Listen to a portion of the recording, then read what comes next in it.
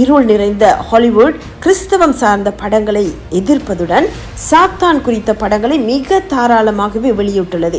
இதற்காக சேட்டானிக் ரிச்சுவல்களில் ஈடுபடுவதுடன் உண்மையான விச்சஸ் மூலம் அந்தகார சக்தியை கட்டவிழ்த்து தேவனுக்கு எதிராக மக்கள் செயல்படுவதற்கு தூண்டுகிறார்கள்.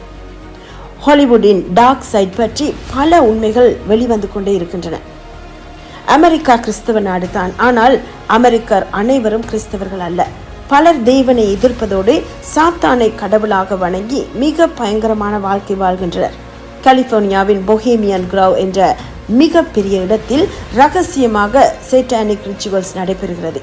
இதில் பெரும் பணக்காரர்களும் புகழ் பெற்றவர்களும் நாடுகளின் தலைவர்களும் கூட கலந்து கொண்டு சாத்தானுக்கு பலியிடுவதுடன் சிலர் புகழ் பெறுவதற்காக தங்கள் ஆத்துமாவை விற்று சாத்தானுக்கு அடிமையாகியுள்ளதுடன் மற்றவர்களையும் அடிமையாக்கும் முயற்சியில் ஈடுபட்டிருக்கிறார்.